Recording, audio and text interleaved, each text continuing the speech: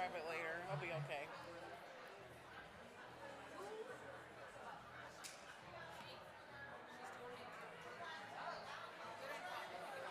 You said I'm in charge? Okay. Are these on? Okay.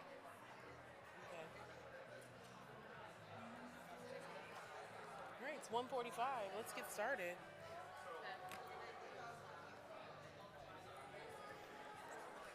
All right, it's 1:45. We're going to go ahead and get started here with the Zero Trust and Data Security Seminar.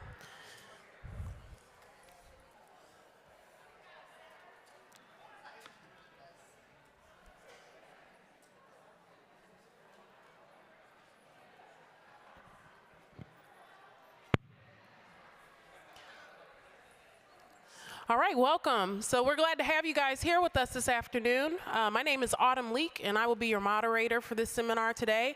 And then we will hand off introductions here to our two panelists. You want to kick us off, Sierra? Sure. Hello, everybody. My name is Sierra Robinson, and I'm a Deputy Program Manager at a SOC for Leidos. Good afternoon, everyone. Umar Junan. I'm a Director of Foundational Services at Ford Motor Company. Awesome, thanks. All right, so we're going to kick this off with an icebreaker question.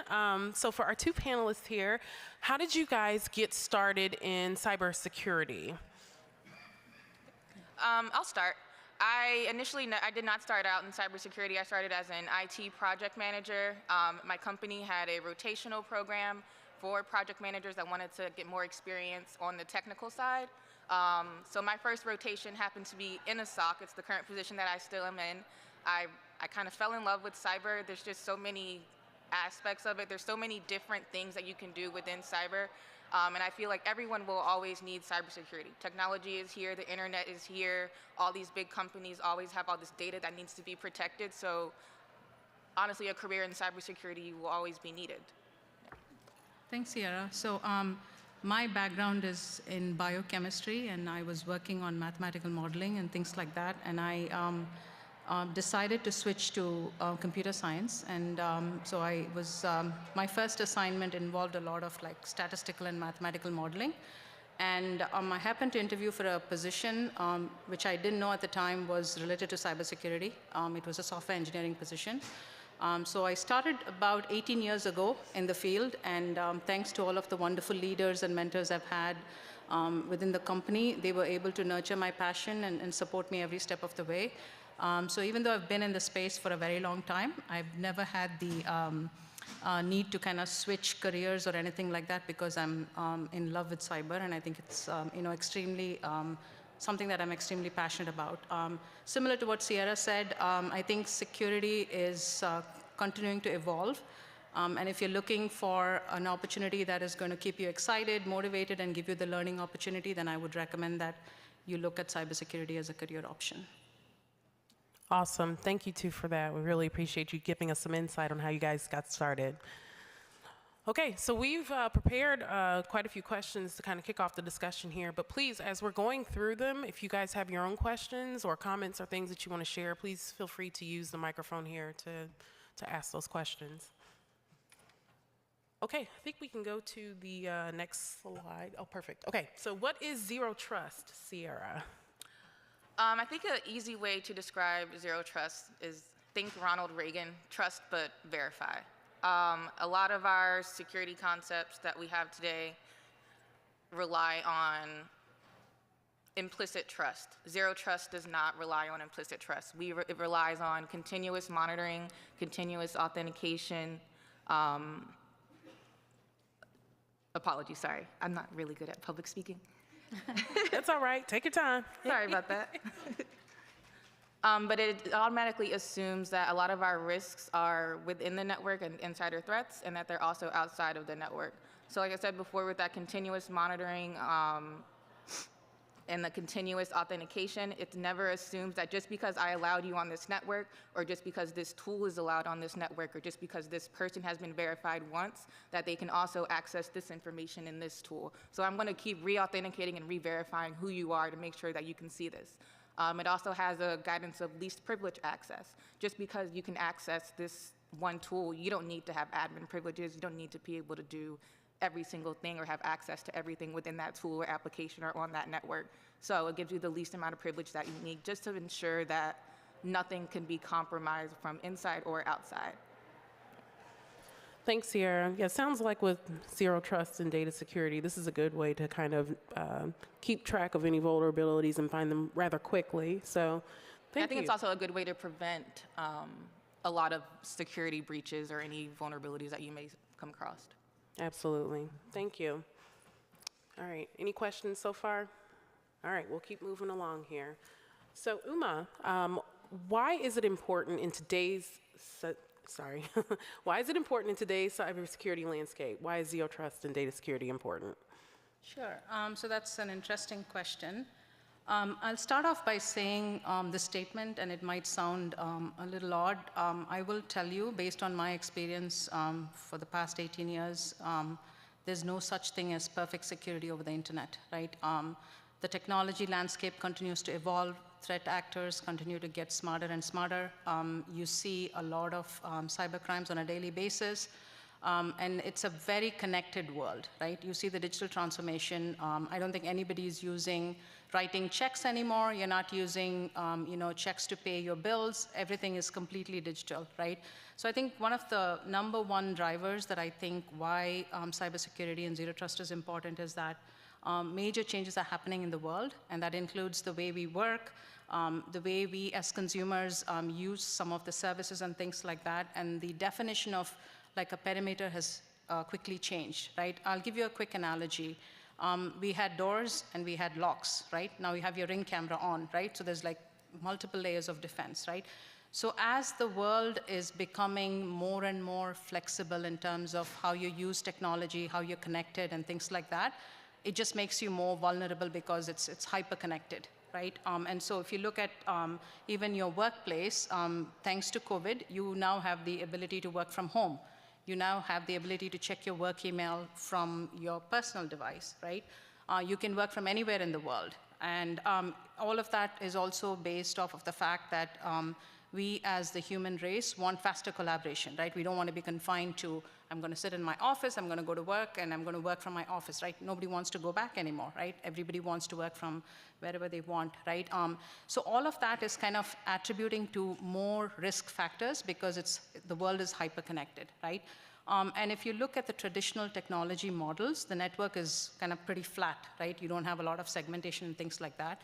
And it's all or nothing access. So you come into a building, you would have access to everything in the building, right? That's how historically it has been, right?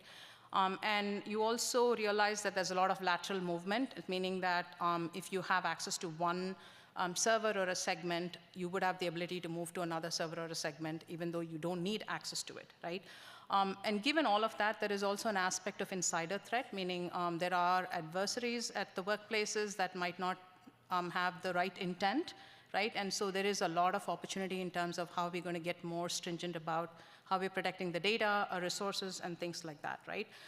And why is this very important, right? Brand protection is a number one factor. And the reason I say that is that if I'm a consumer of services, I want to make sure that my data is protected. I don't want my data to get in the hands of adversaries, right?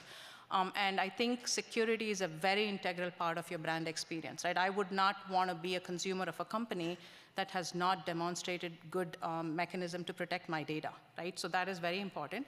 User experience is also important, right? Even though the world is like hyper-connective, you have your WhatsApp, your Instagram, your Facebook, everything is all connected. So if somebody gets access to one aspect of it, they're going to have access to everything, right? And also from a user experience perspective, I think there's also a balance of like how much are we going to be laborious in terms of preventing access versus how much flexibility are you going to give with it, right? I'll give you an example. Back in the days, the only way you could authenticate was using a password, right? And as we went on this digital transformation, how many passwords do we all have to remember, right? Like hundreds of passwords. It's such a pain. And now we are shifting to a culture where it's password-less authentication, right? You can get your second-factor authentication using your phone, your email, it could be a phone call. So there is also an aspect of user experience that actually continues to evolve. So as the threat actors get more and more smarter and intelligent, as cybersecurity folks, what we try to do is that what controls are we putting in place? How are we finding the balance between user experience versus like protecting your data, right? And so all of that, I think, is very important, and I think that's going to also help drive how the cybersecurity landscape evolves. And you would have also heard that things are moving to the cloud, right? So that is another major aspect as to why security continues to be more and more important. One more thing I wanted to kind of share is that, yes, this slide. So if you look at this, this basically talks about a single defensive line, right, which was how it was historically. Sierra will talk about what the zero trust strategy is and how the model actually changes. And if you look at the picture that I have here, you notice there are different people that are trying to access information or data for your company, whatever be it, so services, right? So you have the employees, you have joint ventures, you have a consultant that's helping you with your organization, you have a customer service rep that's also trying to provide service, and then where is all your data sitting? It could be in the cloud. Your data could also be in vehicles, right? You all have smart cars now. Everything is like, you get access to information at ease even within your car.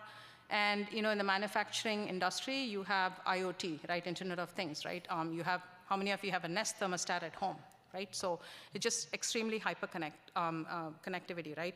So what is happening today in this particular landscape is that once a bad actor gains access, he has access to everything. He or she has access to everything within that realm, right? And so they could get access to the applications, they get access to the data, the platform, devices, and things like that. So the traditional model of having like a single perimeter does not work. And that's why we cannot simply rely on network alone to provide our, access to our devices, right? Access to our information, right? And once you get into the network, you realize that we are not owning all of the actions we need to do to protect that data. So once you come into my network, I'm relying on my application teams to decide who's going to get access to that application, right? So meaning the accountability does not lie within a single person. It is spread across multiple people, right?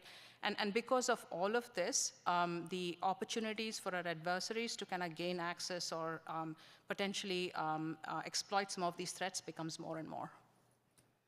Awesome. Thanks, Uma. Appreciate you going into detail about some of the risks involved with those breaches. So thank you.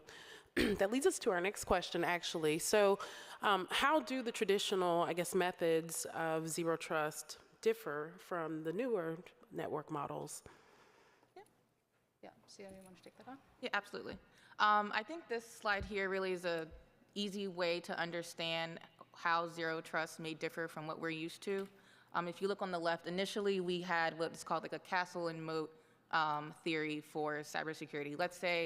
Let's use your door example. I knock on your door, you verify who I am, you know who I am. You let me into your house, I have free reign into your house and I can touch and see everything. For a while that was okay, but as people evolve, as technologies evolve, that no longer becomes acceptable because I could walk into your house, take this, take that, but you trusted who I was because you verified me at the very beginning.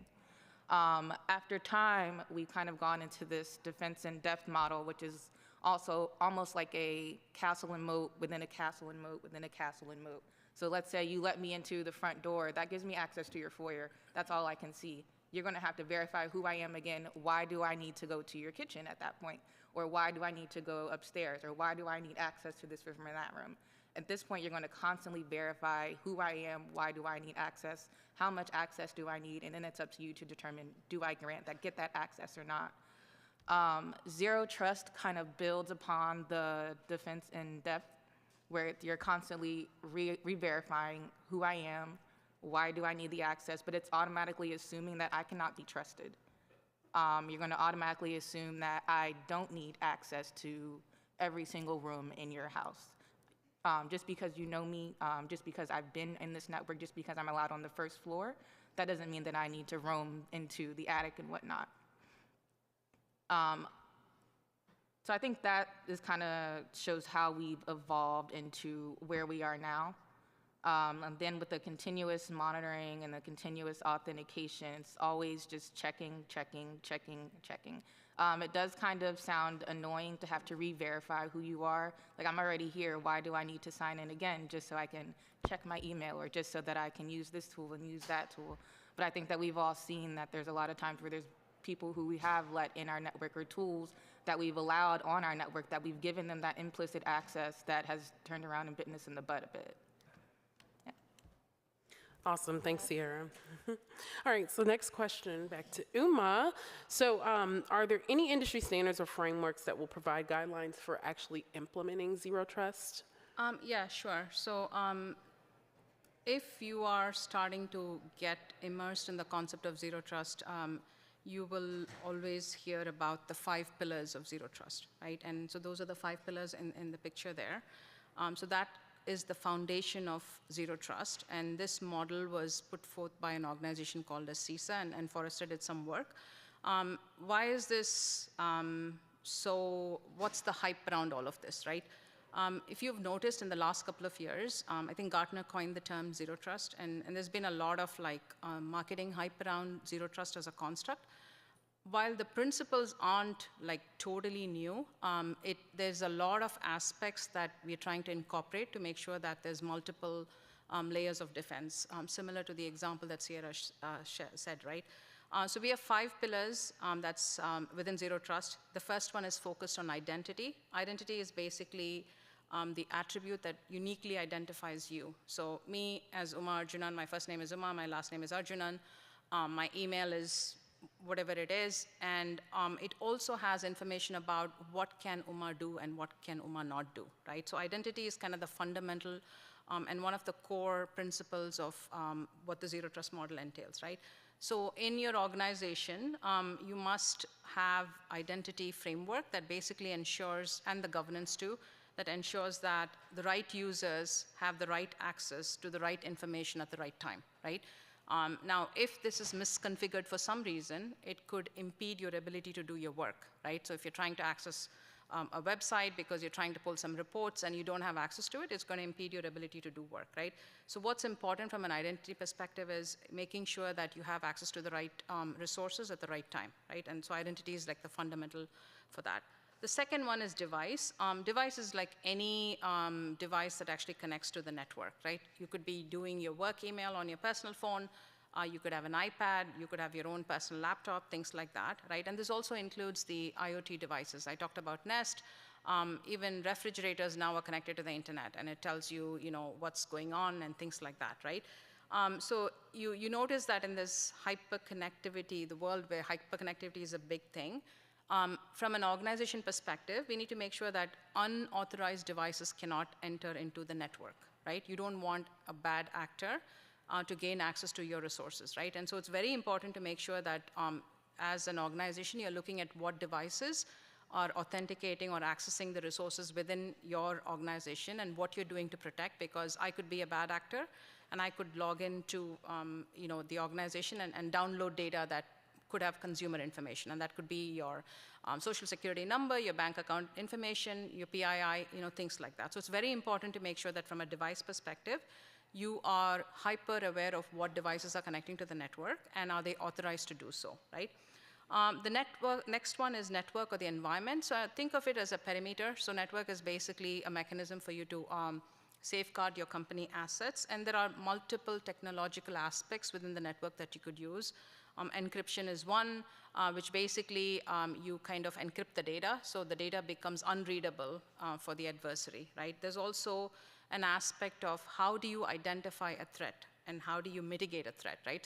What are you doing from a network perspective to prevent the actors from coming in? So going back to my analogy of the door, and you have the ring bell, you know who's outside, and you know that's a person that you do not want to open the door for, and you're not going to do that. So the network has also got some mechanisms in there that basically has the ability to detect and avoid threat actors from getting inside, right?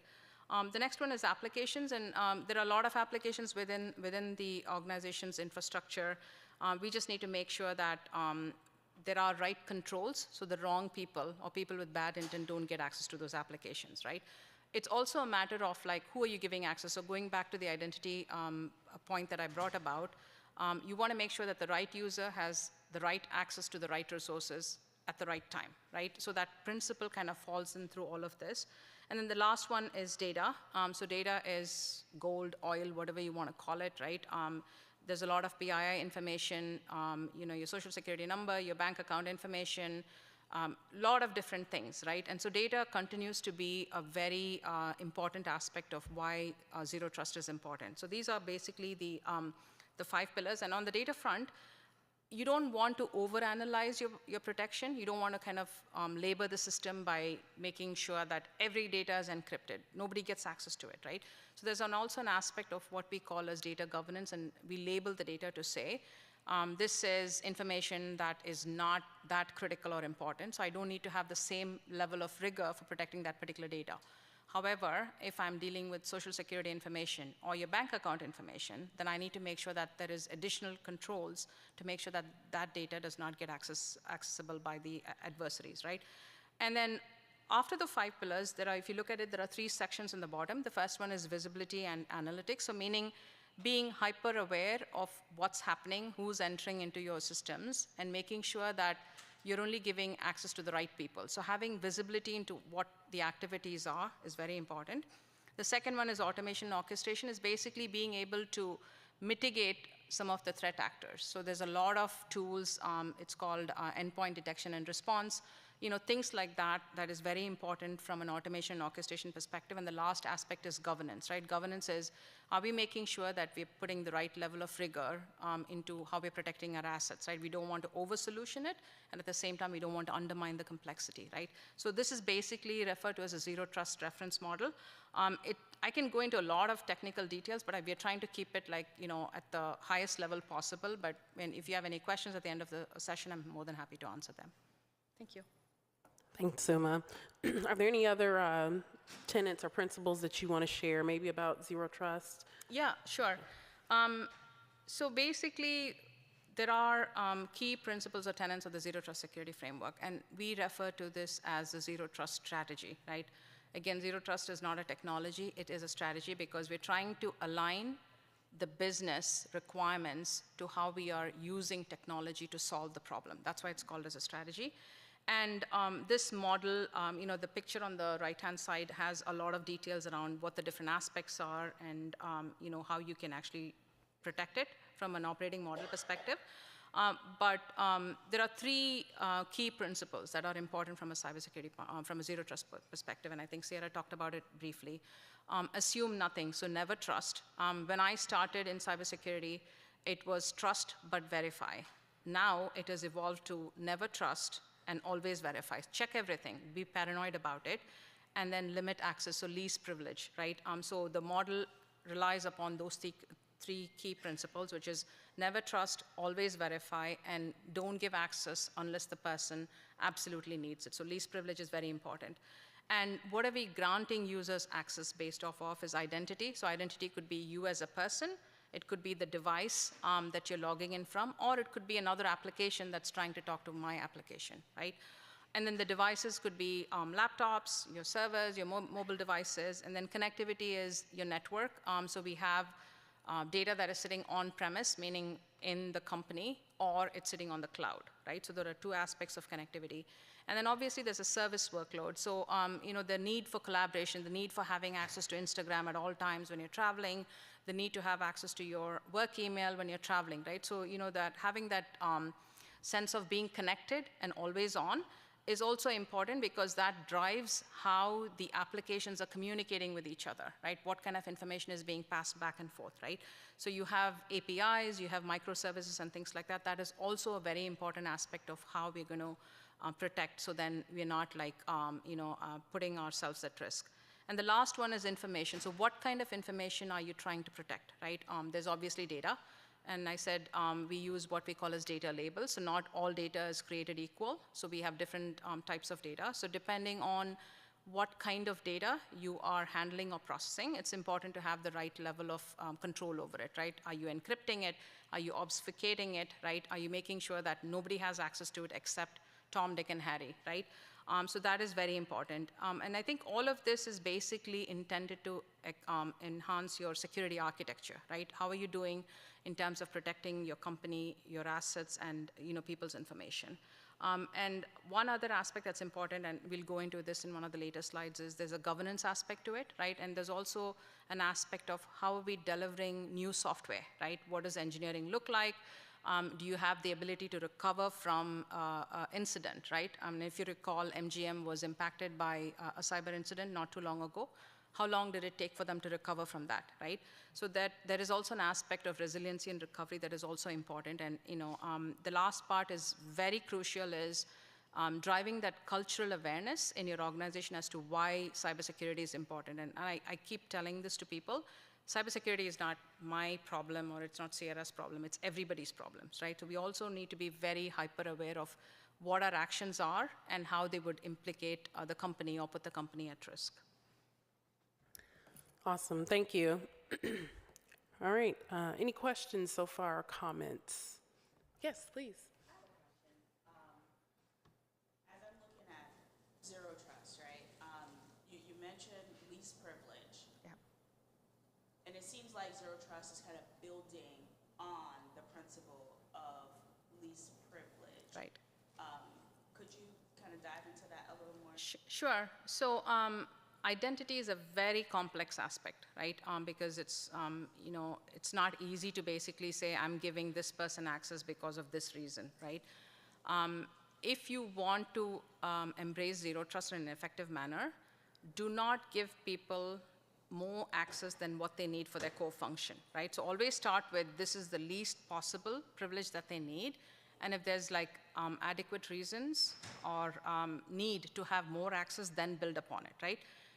Back in the days, it used to be once you had access, it was all or nothing, right? Now we are flipping the model to basically say, we give you the basic access, and if there is truly a business justification for you to have more, then you kind of build upon it, right? And so that's where you use the identity governance to kind of determine, work with your product owners and your business partners to determine how are you controlling the data, who are you giving access to, and is that access truly validated and justified, right? And is that the right level of access? We most often do not go back and validate the need to have access to a particular information. How often do we audit and say, hey, I don't need access? I don't know that we do that diligently, right? And that's where relying on the model of least privilege probably gives you a much better safeguard than basically just arbitrarily assigning access to people. Awesome, thanks for that question.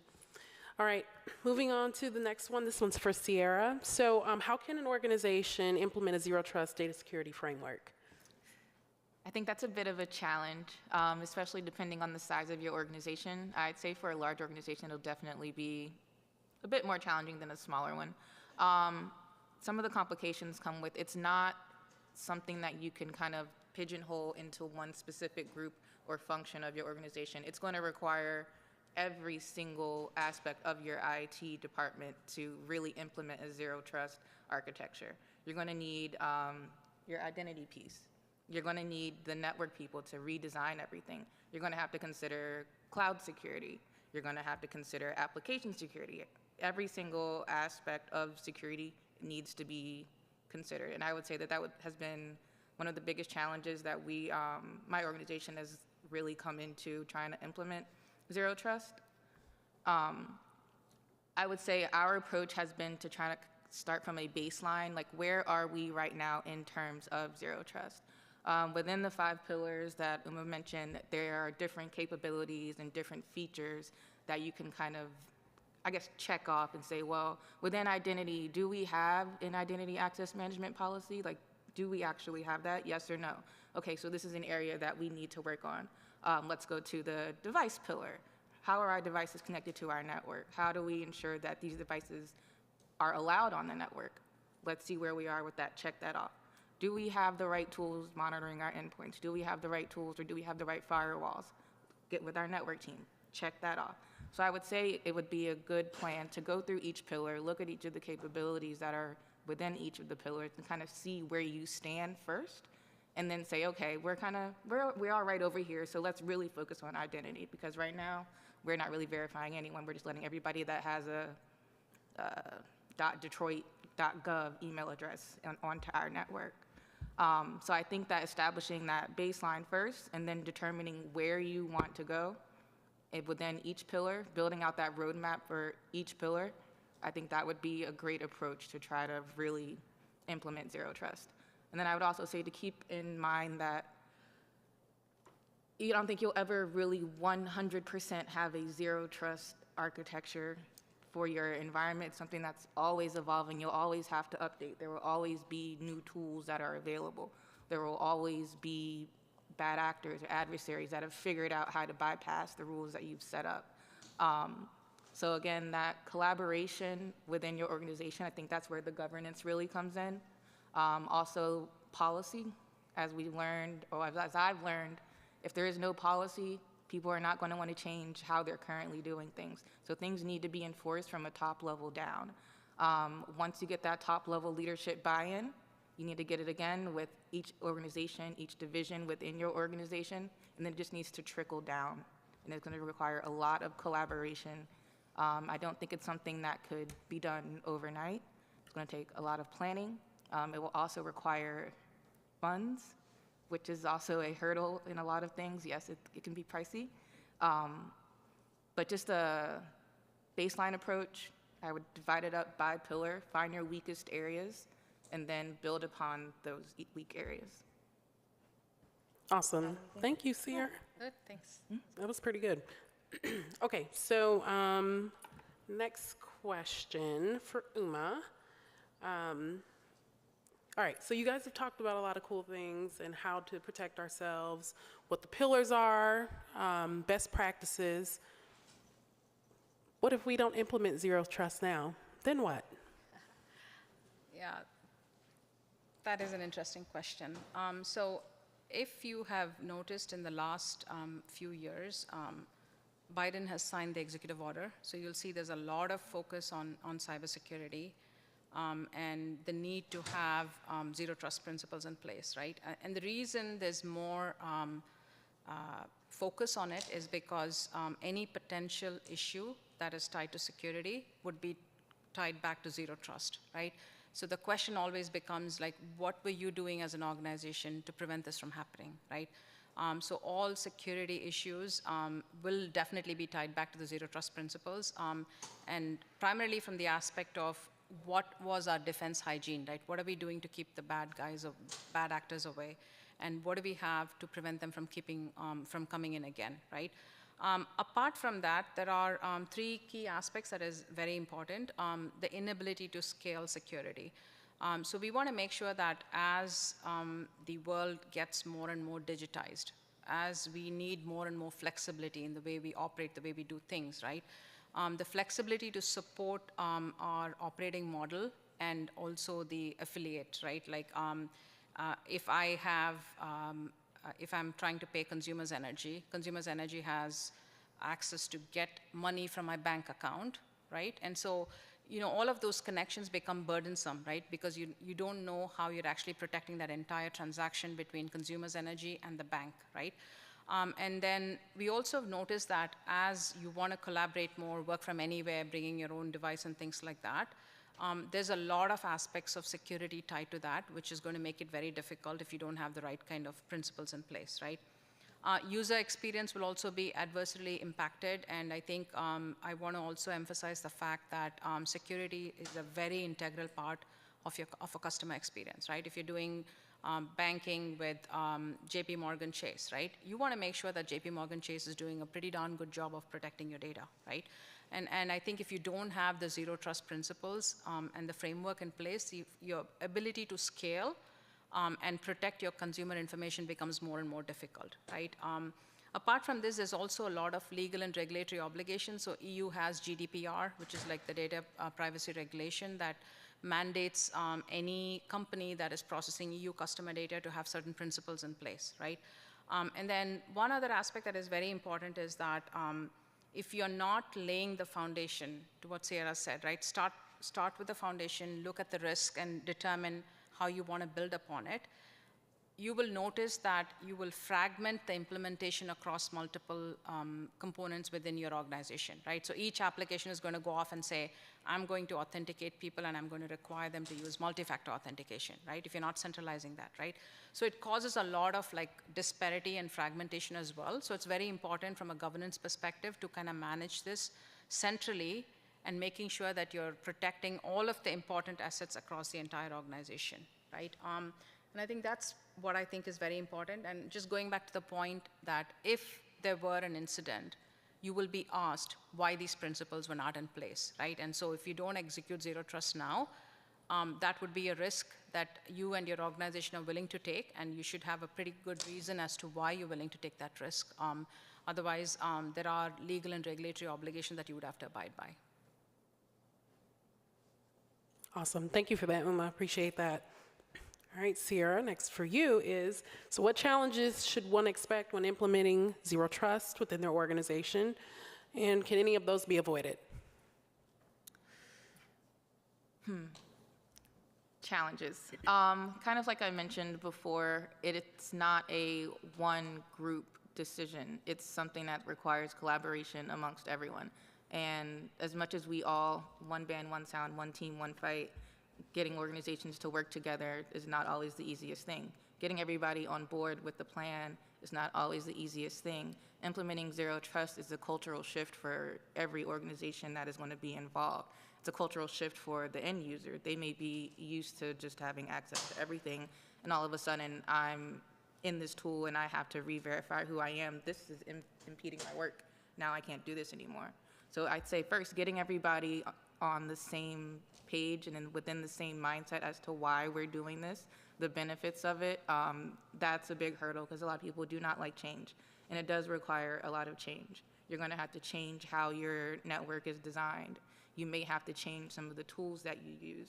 You may have to add layers of security. You may have to add new tools. You may have to remove some of the tools that you previously used, or you may have to just find and identify new ones that you've never heard of before. If you're not already implementing some of these features, like micro-mix segmentation or anything, you're going to have to start to do that. And that does require more work for people, and that is a hurdle and a challenge. Again, I would say back to policy. If there is no policy, why am I doing this? Where is this being enforced? What happens if I don't do this? Oh well, no, it has to be done. Again, like I said before, financially, that is also a challenge. It's not going to be free. It's not going to be cheap to implement all these changes, to undo some of the things that your organization may already have established, to establish new policies or to purchase the new tools to get you to where you need to be. That requires funding, and then we all know funding takes time. Another challenge that I would say we've experienced is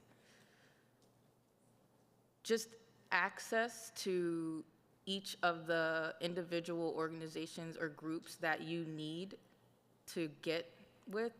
That's a challenge in itself. Like having to work with the cloud team, having access to them, they have their own jobs, they have their own purpose, mission, vision, changing everything that they're doing that has been working for them for X amount of years, and all of a sudden, well, we want to implement Zero Trust, and we want you to change how you do your cloud security.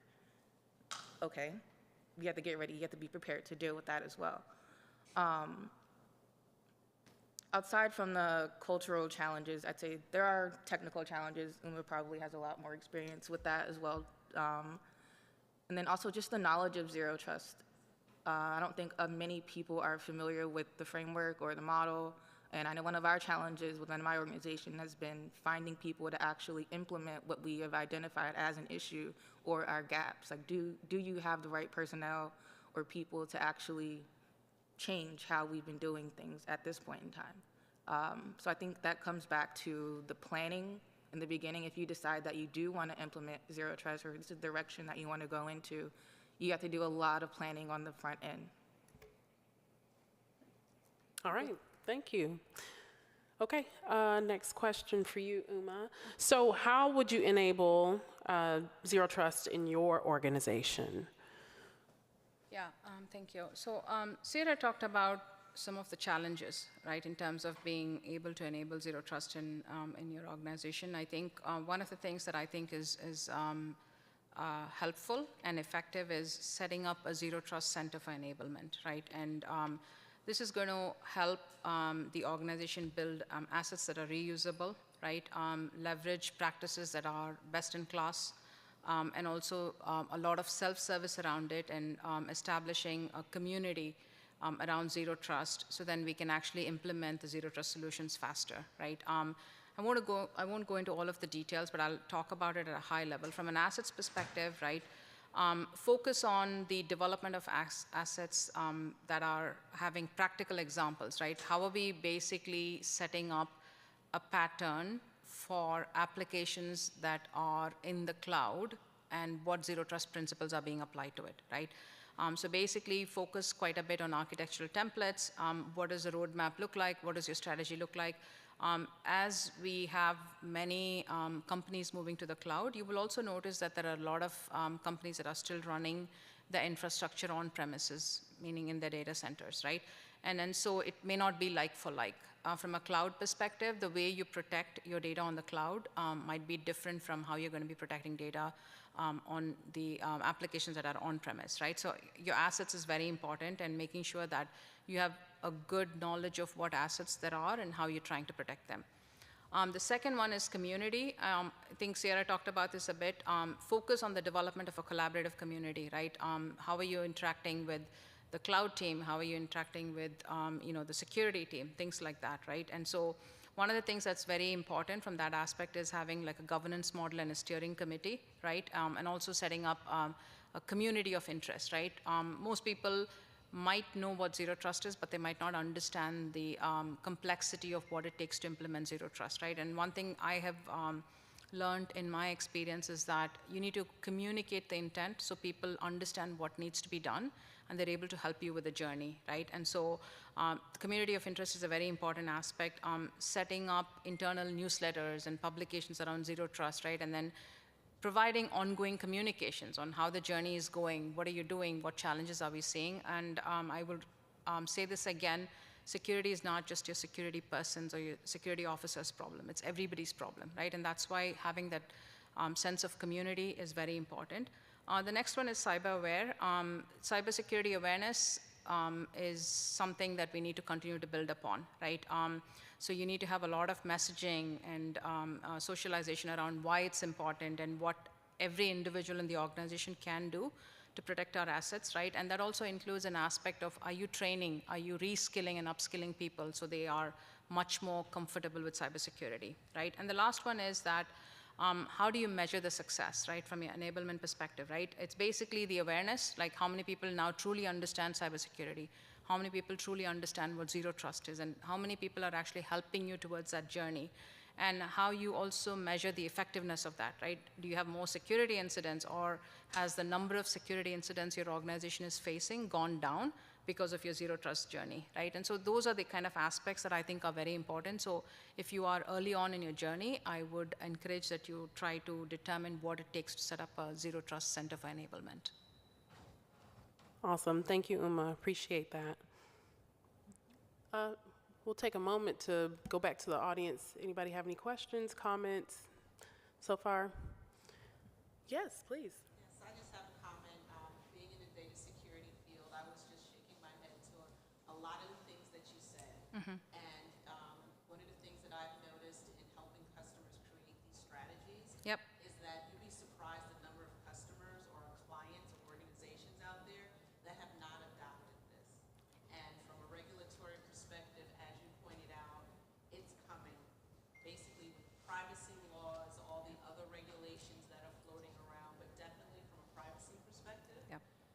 As people start, as clients and organizations start to get fined for this, millions and millions of dollars, it'll start becoming more prevalent. You see it more so in the EU with GDPR, Yep. but it's definitely coming here. A lot of regulations around the world. So, I mean, you hit it right on the nose. One thing that I've noticed that helped in adopting a program like this is to change the name. I'm curious, what did you change it to? But to call it something else that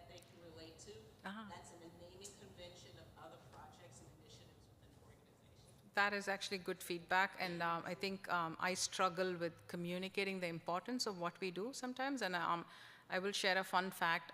When I started in cybersecurity, it was not like a thing, you know, and I had to go and explain to one of the manufacturing leaders who did not understand what technology was, and I was sitting there, you know, throwing all these fancy schmancy technical jargons, and she's like, hold right there.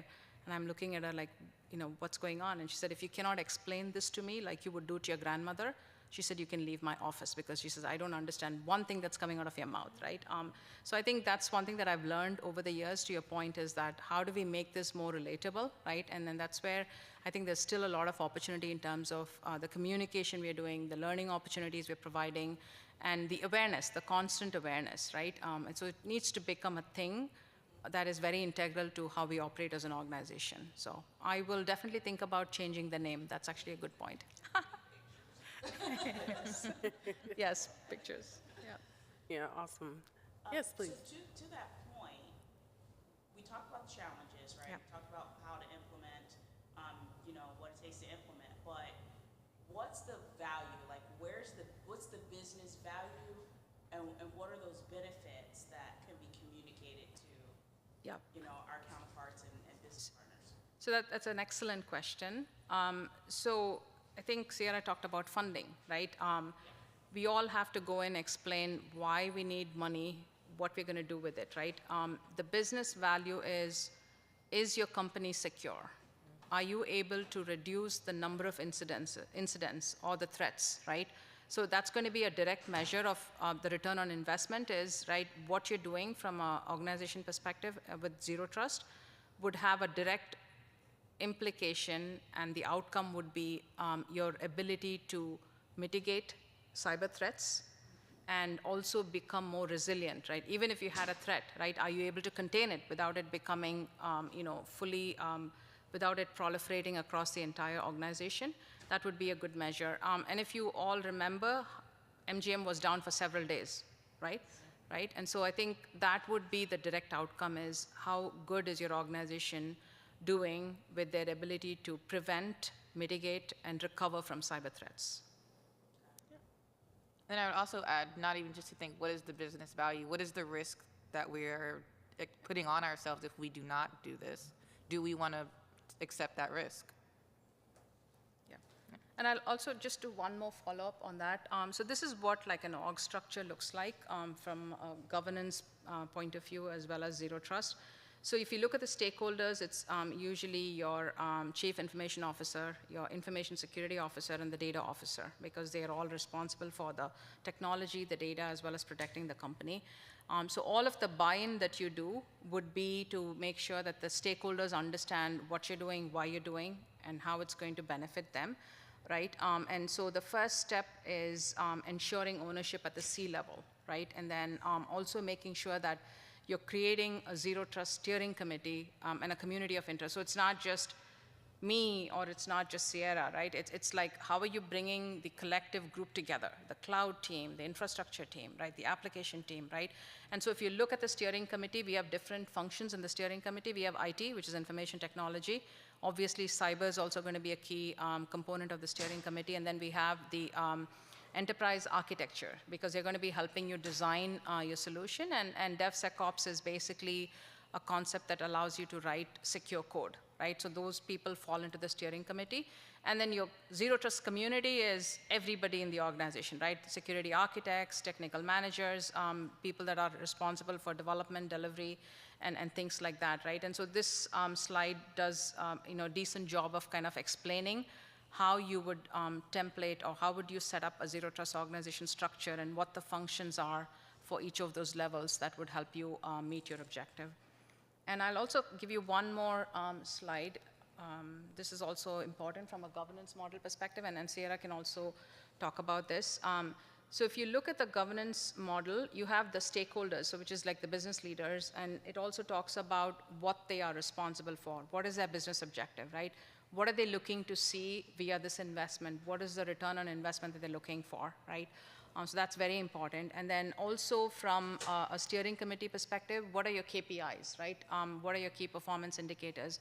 What are you doing? And then from community perspective, how are we architecting solutions that are going to be secure, right? So all of that is very important. And this slide also gives you the artifacts that can be developed by each of these levels. So it gives you the responsibility, the artifacts, and what kind of alignment you would need to make sure that you're effective in this program.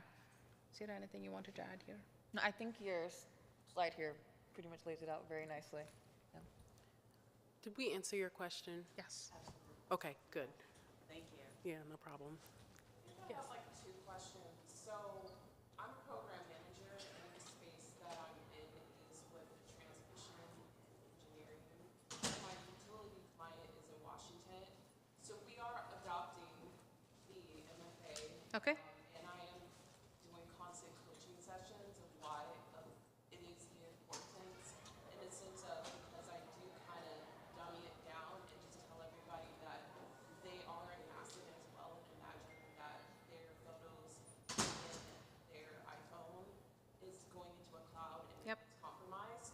So it can be relatable why they're having to always do the MFA. Yep. Because they are annoyed about it right now, my team. But what I was going to ask you is, the first question is, one of the things I thought about, because I do have access to my company's assets, and have you guys seen lately an uptick in risk as far as when you're charging Yes. phone charge ports at Yep. airports? Yes.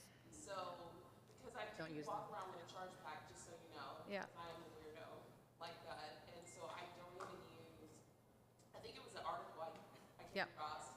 Yep. Where I saw that just simply using the charge ports within the airports, They could be. information or It could be your information could be compromised. compromised. Yep. So that was the first question. And the second question I was going to ask, do you see more often where organizations will implement the zero trust because of an incident that took place Yep. at MGM versus being proactive Yep.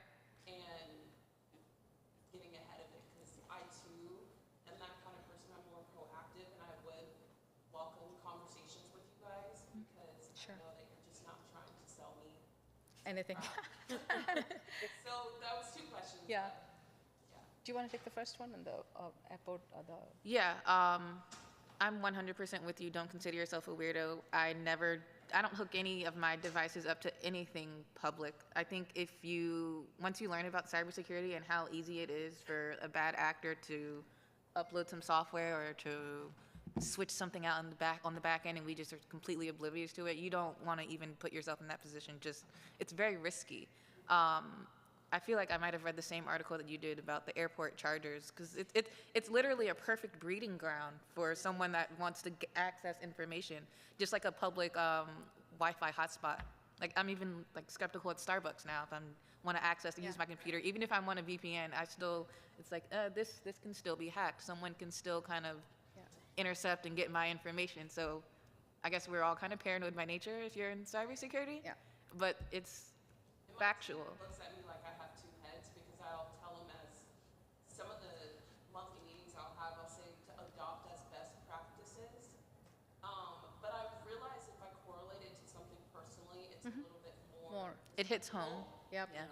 Versus what you were saying, versus just kind of putting a different name to it, because a lot of times when you throw a bunch of technical Jargon, yep. at them, Yeah. Their eyes glaze over. check out and exit the chat, as Yeah. I like to say. And so I've done that, but I was just curious because I did see that article, and so Yeah. I did want. So I wouldn't call yourself a weirdo. I would just call yourself as a paranoid security professional. There you go. And I will say that there is an aspect of privacy versus utility, right? And we're all so spoiled these days. We care more about utility and convenience, and we tend to forget the importance of some of these basic things, which I would call as hygiene, right? I think it's more awareness, and also I think the threat actors continue to get more and more creative because they realize that, like, we would be willing to sell our personal information for a $5 off coupon, right? Like, how many of us have given out our phone number, your like, just because you get a $5 coupon or even like a 10% off on a site, you're probably never going to go and buy stuff, right? And so there's an aspect of privacy versus utility, and I think as consumers, as individuals, we need to be hyper aware of the surroundings, right? Do I really need this $5, or do I want a guy to have my personal phone number and send me a smishing attack and take all my personal information, right? So I think it's a conscious prioritization that you should do to say, do I really need this? And I think it all goes back to the education and awareness, right? I don't think we are doing a good job of educating and making people aware, right? And with all of the social media and all of that proliferation, I think the problem continues to get worse and worse, right?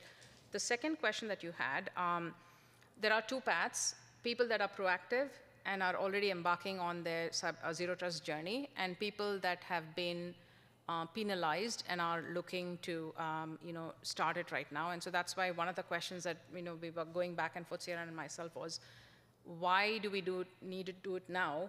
Why can't it wait, right? And so I think that's again, it's the risk that you're willing to take, and how much of that are you willing to accept and or mitigate, right? So not all things are created equal, right? And so that's an aspect of it. And so anything processing consumer information is going to become critical, right? You have GDPR, we have CCPA, right?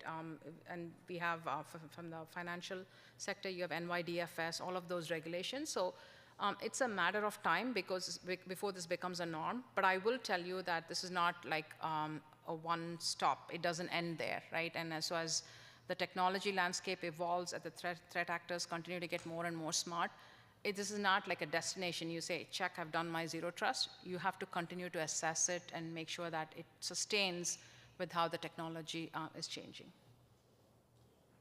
Agreed. All right, thank you for those questions. All right, so next one is for Sierra. Oh, there's another question. I missed one. Sorry. Yes, please.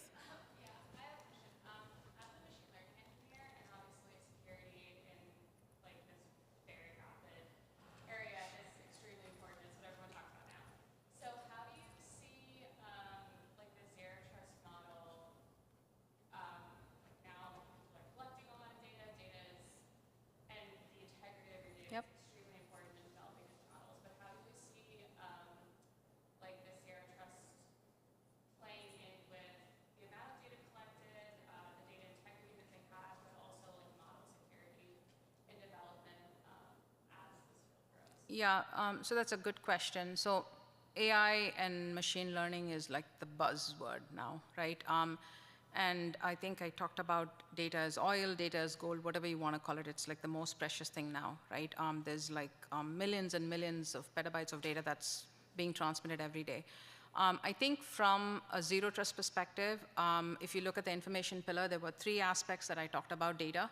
So making sure that your data is labeled appropriately, right? And then your data governance is a very crucial aspect, right? And your data owners, what are they willing to do with the data is also a very important aspect.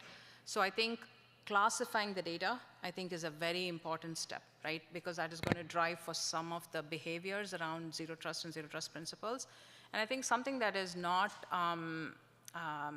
rated highly, or people don't think about it, is encryption as well, right? It's not just protecting the data in transit, right, when the data is moving, but it's also protecting the data when it is at rest, right? So I think in my mind, from a machine learning perspective, and how zero trust would apply is that your data classification, your data labeling, having a robust data governance program, and also making sure that you have the right kind of technologies to protect the data, right?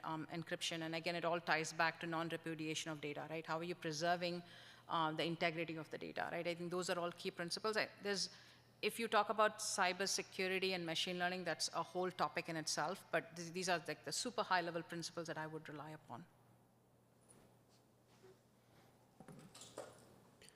All right, next question is for Sierra. So what are the key considerations for senior management and executives when transitioning to a zero trust framework? I think we've kind of hit on this with some of the other previous questions. But first, I would say consider the why. Why are you doing this? For a lot of it's because it's mandated, and we don't really have a choice. Second, how are we going to get everybody on board? I think, like you said, having a steering committee, I think that's an excellent idea because, like we were saying before, it's not just one group, it's not just one person or one team that can do this. It's going to take collaboration, meetings, with multiple organizations. Again, we talked about the financial aspect. How are we going to afford this? How much is this going to cost us? How much time is this going to take? Are we even able to feasibly do this within the amount of time that we have? Also, what Uma touched on, how are we going to measure our success here? How are we going to know that we have reached a true zero trust architecture? How do we know that we're successful? And then the other challenges, again, are the users. How do we not impact them any more than we already are? Like you were saying, your team is already annoyed with having the MFA into everything. How do we ease that burden, or how do we make that more acceptable for them? That this is something that we have to do. It's annoying, but Well, I just tell them think about if their information is confidential. yeah, I think that making it personal is a really, imagine someone got into your phone and then all of your stuff is. Phone, someone is able to access your bank account and just wipe out everything you have. Yep. And then you're having to file a claim, and it takes how many, and it happened to me, so I'm a wounded bird, and it happened to me years ago, in like 2015, where I did a debit card into my bank, and it was compromised. So I feel like if I apply it to a more personal situation, Yep. it's more, they can see Relatable, yeah. versus the technical jargon, because then they get it, you know, Agreed. so. Great. Then last, I would just say, as management, you need to consider your strategy. How are we going to do this? Where are we going to focus first? Where are our weakest areas? Where do we need the most improvement? How are we going to get everybody on board? How are we going to actually implement all these changes that we need to implement? Figuring out the how, the who, I think those are the most two important things to consider also. That's it. All right, thanks. So I think the last thing that we have to cover, Uma, you might have. You're done. Yeah, you mostly covered it already. So we'll open the floor for any additional comments or questions in case you guys have any. And if you don't have any here and you have some things you want to sidebar about, we could probably hang around and talk if you need to. Yes, please. So how do you create that balance between giving too much access, or let's say too little access? How do you determine that? Because, I mean, to me, it's quite relative. What might be too much access to me might be too little access to someone else. So how do you create that balance? That's a $1 million question. No, I think it's driven based off of the risk, right? So if you are opening up access to your application for an individual and your application is processing social security number, right? What are you going to do to protect that information from not being compromised, right? So always take a risk-based approach, right? And I think I mentioned this, one size does not fit all, right? You cannot just arbitrarily say all the users are going to have this level of access, right? And so I think you have to be very meticulous about how you're provisioning access, and a lot of it comes from the person that owns the data and what they want to do with the data, right? For example, if you're working for a financial captive, there is, when you sign up to for any of the financial services, we don't read the fine print, but if you read the fine print, it clearly says what they're going to be using your data for, right? And so the data owner is the best person that knows what they are permitted to do, and they will be the ones that are going to be governing who has access to the data and what they can do with the data, right? I will also let you know that you need to have that continuous feedback loop, right? So what you've done at a point in time may not serve you well down the road, right? So just having that continuous feedback loop to make sure that, yes, am I constantly reassessing what I have, and does that still hold true for where we are today is very important in my mind. All right, thanks for that question. Any final remarks from the panel here? No, this was good, and I will say for anybody that's early career looking to pursue something in cybersecurity, it's an awesome field to be in.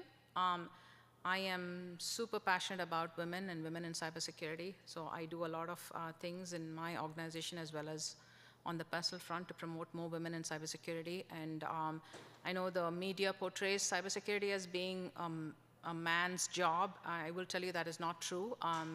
And I'm really glad to see more and more women coming into cyber now. And I think my personal parting words is that we don't have enough women in cyber. And so if you know somebody that has a passion for cyber, pursue it. Don't give it up. It's an awesome field. Continuous learning. It keeps you motivated. It keeps you engaged. And I think the opportunities are plenty. I agree.